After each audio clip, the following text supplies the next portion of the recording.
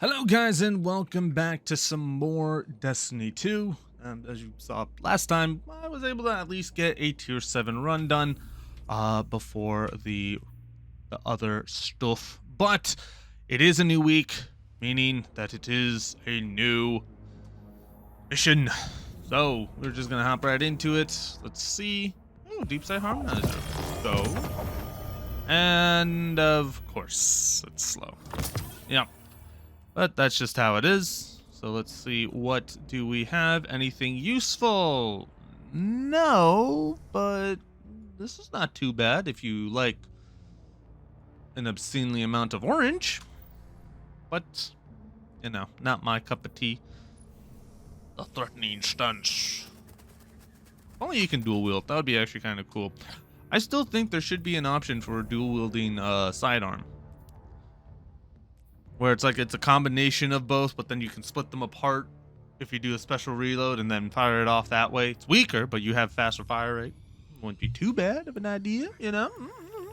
Just thinking outside of the box here. Something that you can do. But, again, I'm not the developer. So, that's that. But, with that being said, we're going to be hopping right into it, getting some stuff done, and getting this, because apparently from what I read, and by read I mean only in the Discord server, because apparently it is not a good idea to look anywhere else, we actually get something very interesting for this week, which hopefully we can get a little bit more answers to our questions.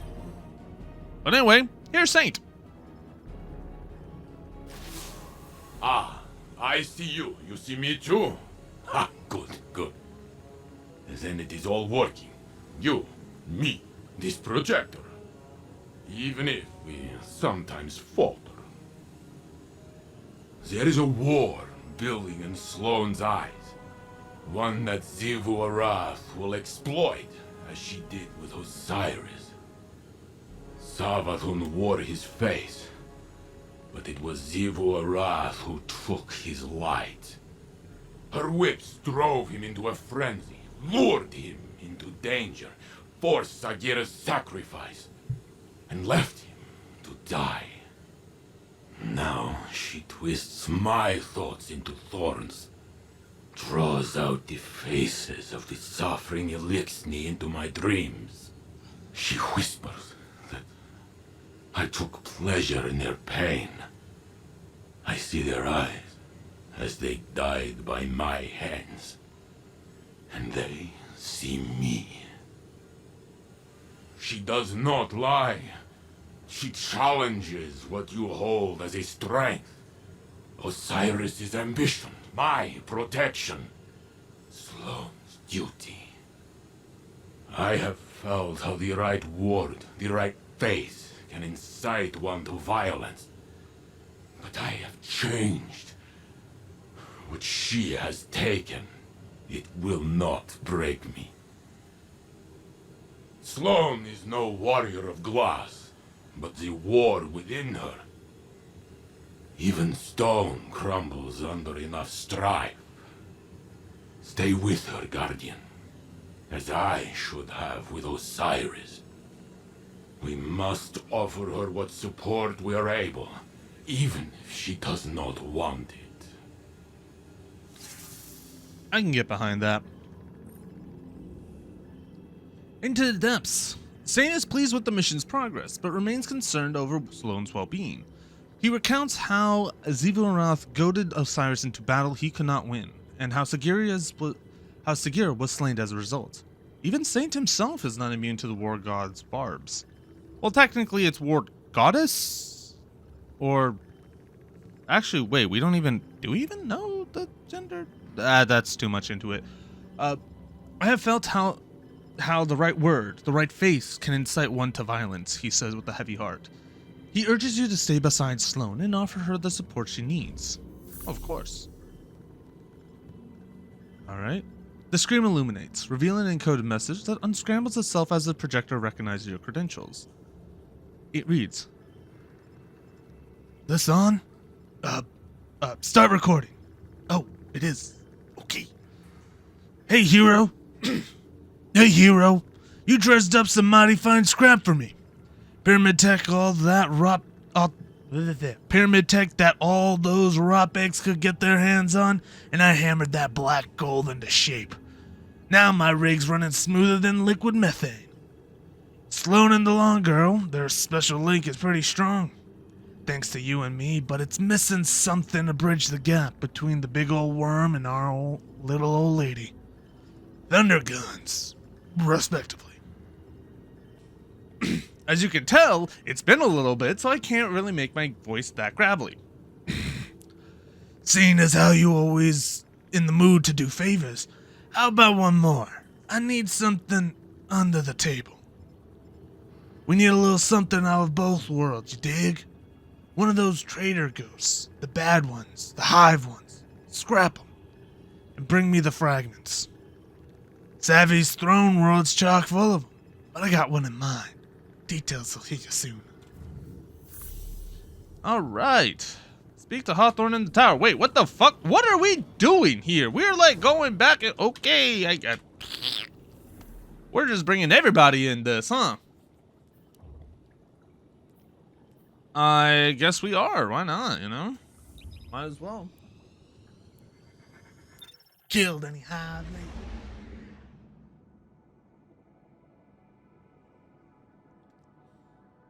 Kind of glad that I have this, at this rapid hydration thing, because holy crap, it is hot. Like it's supposed to be pretty cool right now. Like the temperature apparently here is supposed to be 66 degrees.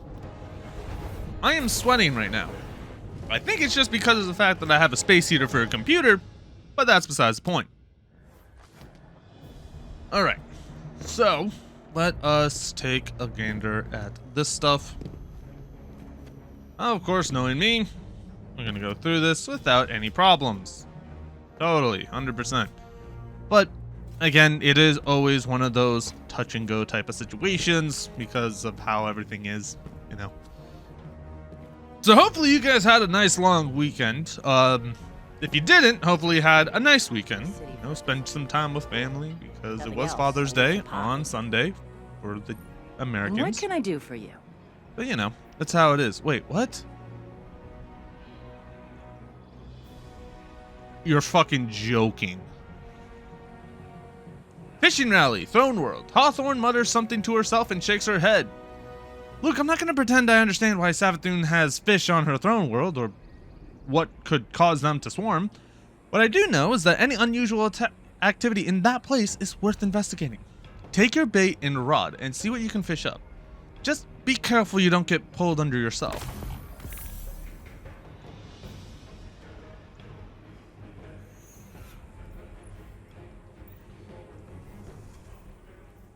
Oh, wait, did we really just... Okay, I was gonna say, did we just complete this? But no. We still got this to do, so it's not too bad. At least we got something else that we can do. And the best part is, I have some bait. But anyway, let us focus down first on our little friend here for the actual ghost, and we will deal with that later. And by later, I mean after we go through the normal weekly story. Because of course, that's how we are. It's nice that we're actually having some other stuff to do. I think the fact that I've kind of already like fished almost 90% of the stuff. Like, if you take a look here, my fishing, right? Pretty much got everything.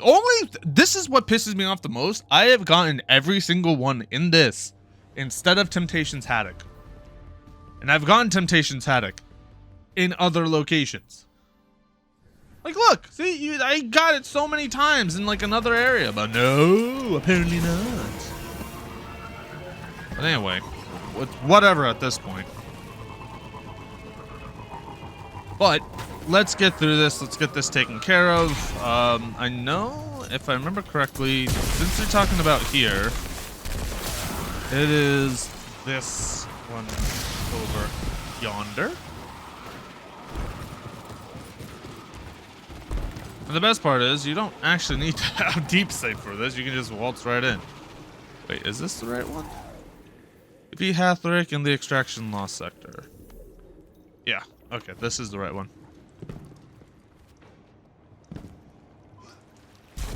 So it's interesting that we're getting this, and as well as like other stuff with it. It's actually kind of cool that we have, you know, additional fishing stuff.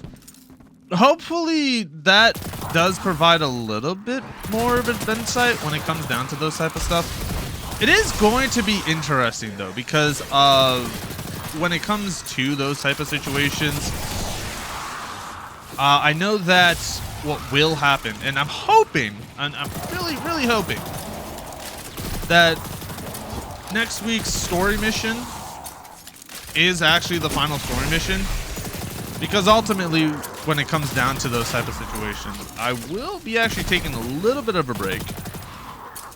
I mean, granted, you guys won't really notice because obviously we're going up, but I am going to be taking a bit of a break when it comes down to it, just because I not only want to kind of do like it's just relax, but also I am going to be going away for a little bit. I'm going to be going away for I'd say the first week of the first week of July, essentially, give or take.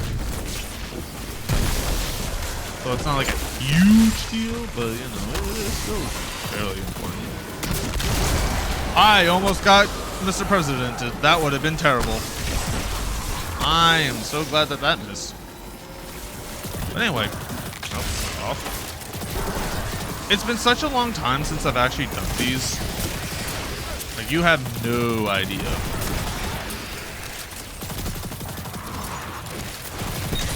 And the one thing that I kind of wish that they did, when it came down to it, is, I don't know, have a more enticing method. I mean, like, the one thing is when it comes to, it's like, oh yeah, you can do like the legendary and the master law sectors to grind for gear, but it's like, if you have gear, then there's no reason to do them unless it's part of the story, right? Like, there's nothing there.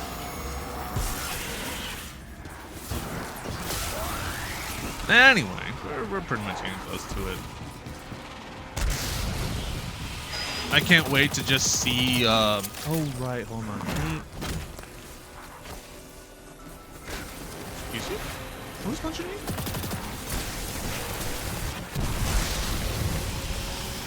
Let me just do this.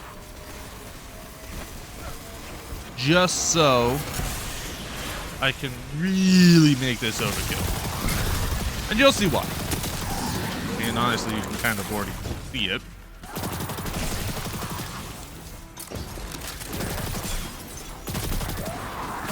Alright, cool. Well, that's done. Right. Oh. There we go. Ooh. Got this. And we got bait. Hell yeah. And bye. I missed? What? How the fuck did I miss you? Oh, whatever. I still killed you. That's fine. Return to Sloan and Asa in the helm. Sure, let me kill everything first, though. Wait, do I actually not have to go down into... You're kidding me. Please tell me I don't have to. Oh, that's great. Oh, it's so fucking wonderful. Thank Christ. I hate when I have to just, like, go through the same thing over and over and over. Alright, so like I said before, we're gonna take care of this one first, and then we'll hop into the fishing one later. Actually, wait, no, we'll first have to hop to the veil containment, see what's going on there, and then go through that process.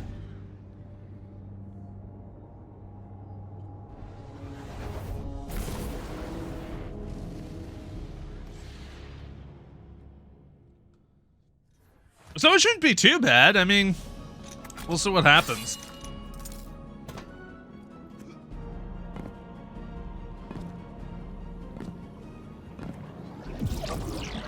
Hello, I got some stuff for you. I know, it's gonna be a little bit weird.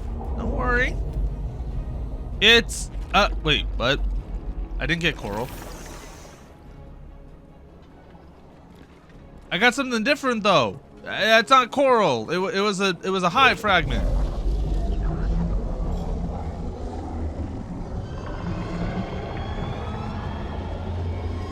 I guess it's working. Our minds are one, linked by the darkness. But only for a moment. I must borrow Sloane's voice to speak my words. Please, heed them well. Cutscene.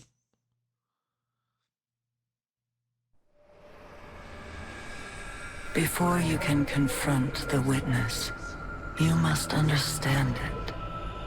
The witness's first victims were once like you, struggling for survival, bolstered by hope, until their hopes became reality. They called it the Gardener, their deity of life. It ushered them into a golden age. For eons they prospered, but their newfound god never spoke to them.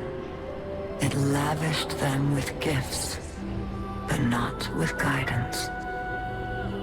And though they lived in paradise, they came to crave a greater purpose. They desired meaning, structure, a winnower, to shape the garden. Their scholars discovered that the Gardener shared a connection with another entity among the stars.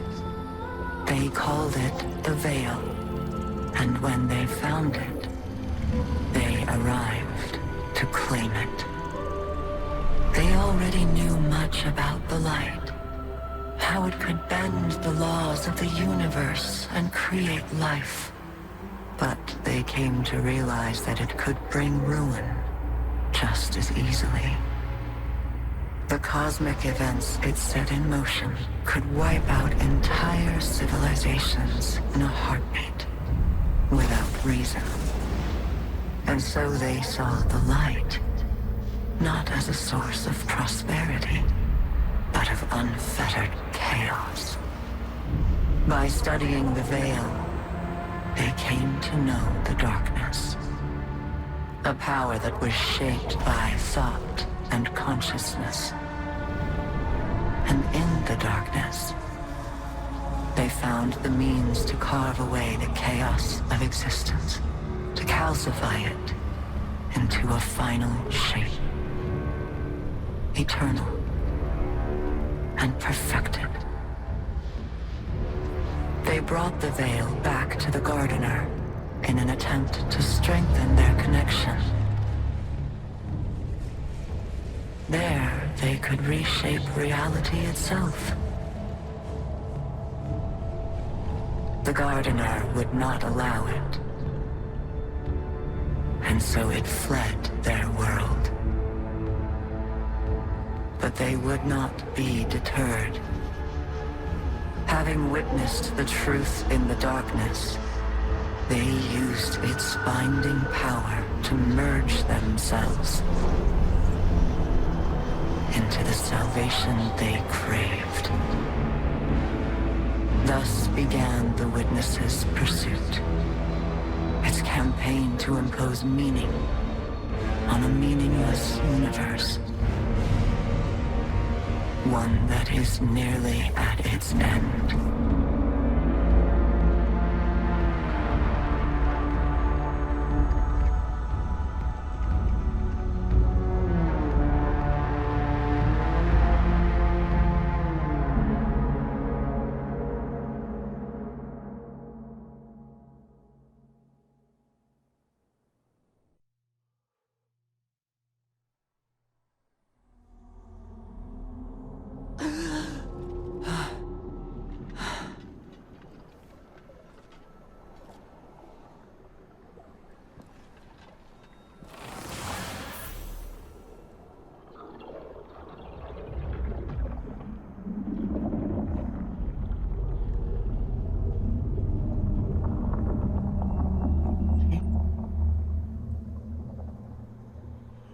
Bungie, I just want you to come close.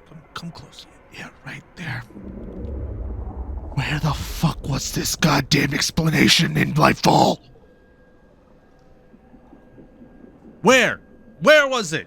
This is exactly what we needed, man! This literally answered every single fucking question that was brought up within Lightfall, within what the Veil is. Yeah! We got more in a fucking minute long, 2 to 3 minutes. I don't know. I kind of lost track of time, but we got in a minute's long cutscene more information than we got within an entire 8-hour campaign. Technically, it could have been 3, but that's besides the point. It's still the fact that they were able to provide all the information in this bulky, like in this just blatant understanding. Okay, here you go. Fucking bullshit. But I think it's also a relief that we're not kind of just strung along and kind of hoping that, oh yeah, we'll get the information, you know, over time. No, we got it just right there and then. So that was the reason why the witness is after the actual traveler.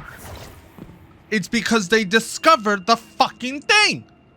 They created. They had the first golden age. They understood what the light was. And then, when they wanted to gain more out of it, they figured out what the Veil was. And then that's how we figured out what the darkness is, because it's essentially the same thing as the Veil.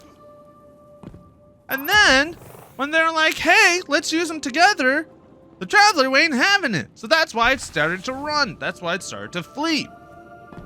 So, then, what happened is that the Witness apparently was an entire fucking civilization all combined into one because of darkness. Because, yeah, that's how that fucking works, apparently. But then, all of a sudden, we go through this, then the whole thing of the fundament, the circumstances of fundament happen because the circumstances of Rook happen. And then, because of that, that's how we got the Hive rushing after the Light and the Traveler, because it's like, oh, it's the Gardener, but they needed a winnower. And then the thing is that we had this entire idea of sword logic because of that, and I wouldn't be surprised if it's connected to the darkness, trying to show what the final shape was. And because there's the final shape, that's essentially the end goal, is to find the final shape, not only for the Light, but also for reality, and for being the strongest and most ultimate absolute thing. I just want you to know that literally all that understanding happened after watching a 30, not even a 5-minute cutscene. Less than 5 minutes answered all the fucking questions that we had. What the fuck? What? Yeah? Like, why? Like, thank you, Asa. That much appreciated for that. But god damn, the amount of fucking, information that was just laid upon us as a cake on a silver platter is impressive. Because holy shit, the amount of ramifications that is there is huge, and it makes more sense on what she was saying before in the previous missions, like the previous campaign resets beforehand. Holy fucking shit, dude, that is nuts. And let's actually continue with this.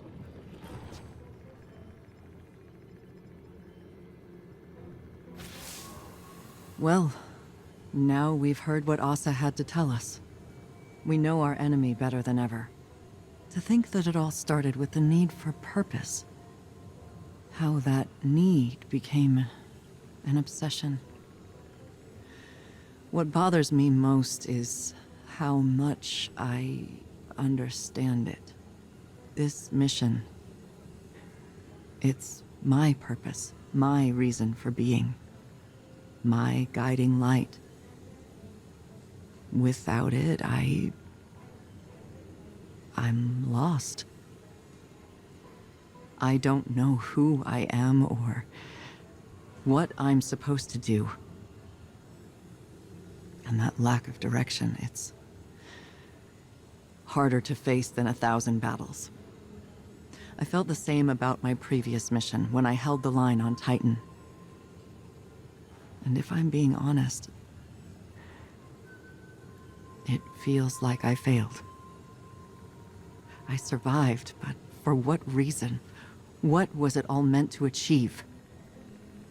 The only answer I've found is to learn what Asa knows. If I can do that, it will all have been worth it. Our link ended before Asa could explain how to get through the portal. The bond took its toll. But we'll both be ready again soon.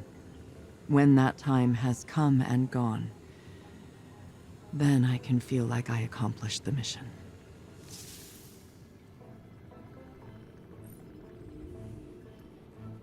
Sloane seems to carry the full weight of Asa's revelations on her shoulders, liking the witness's obsession with finding purpose to her own internal struggles.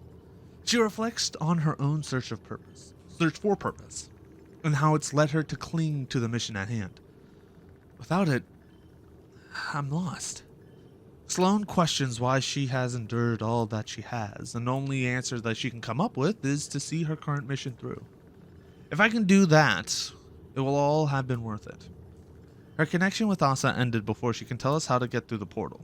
Once they've both recovered, it will be time for one last dive.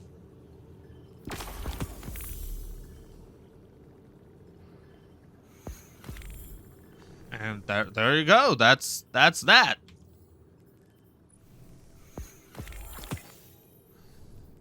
Another quest point on completed.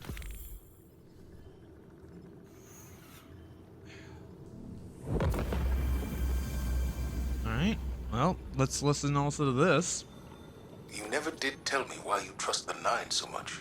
Oh, I don't. Not even a little. I trust Orin. Orin? Long story. The short of it is, I may have had a feeling or two for somebody a long time ago.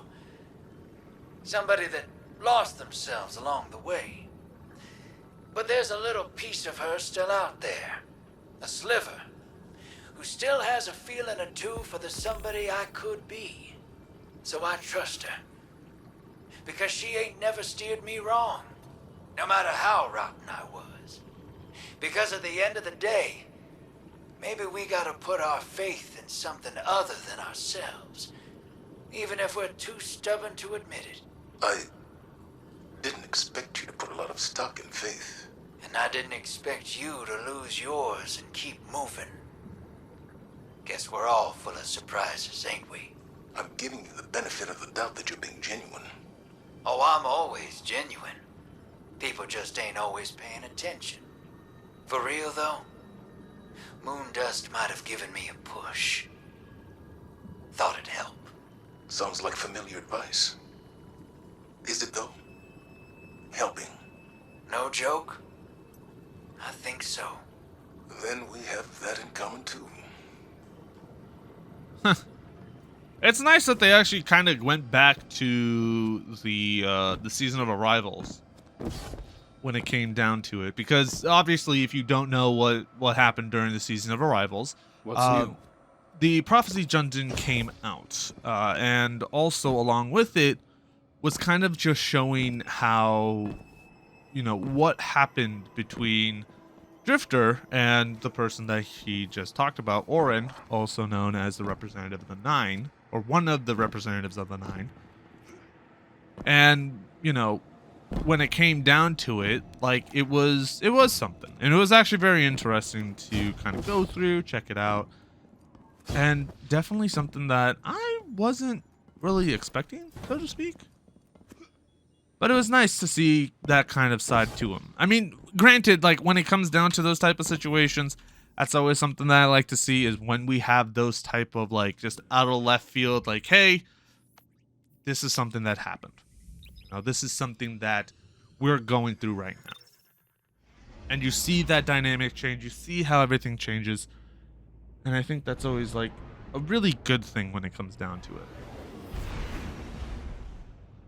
But with that being said, this week, with the amount of stuff that has just been gone over within the last like 10-15 minutes, it's a lot. It is a ton of stuff.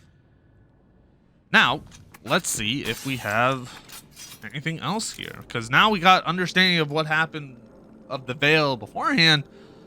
Maybe there's something else from the Ishtar Collective that can provide us a little bit more.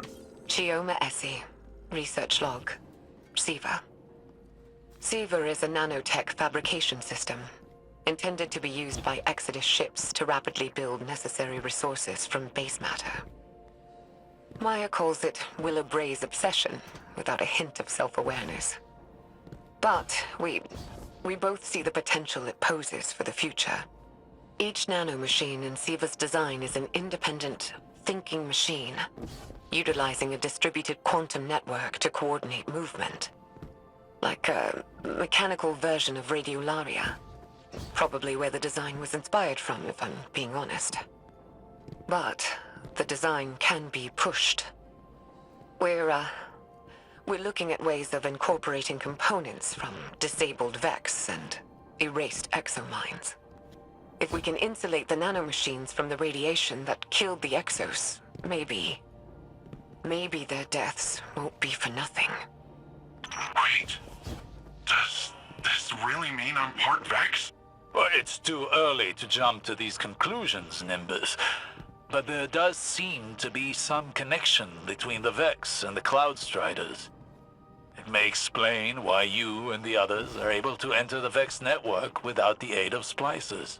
Can I time travel? No, let's hope not. I mean, yeah, no, honestly, that's kind of something to kind of bring up. Like, can you time travel? That would be interesting to check out, but you know how it is. When it comes down to those type of situations, it's hard to always tell.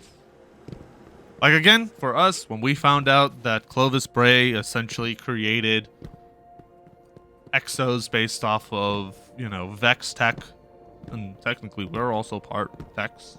I mean, you know, my character is obviously a robot. Good old roboto. But, you know, it still brings up the situation of, like, you know, what else was created from the Vex? And what other things have been just created from the other races that we have gone up against? What have we done when it came down to the Fallen? What happened when it came up to the Hive, the Cabal? There's always a lot of questions to get a good understanding of, you know, what happened. And obviously, majority of it is primarily based around the Vex. Because, well, Clovis Bray and Braytech Industries, a lot of their main advancements did form and was created from Vex tech. So it kind of says a lot when it comes down to it, because regardless, even though we didn't have any Vex focus, like seasons or the, you know, content releases like Lightfall or anything of that sort, it doesn't mean that the Vex aren't around. It's just that it might be something that's in the purview. But with that, we're gonna end it off here. Next video is actually going to be us going through the fishing stuff, because let's be real, of course I would want to get sucked into that. But until then, thank you guys for watching. I'll see you guys either in the fishing stuff or next week. Take care.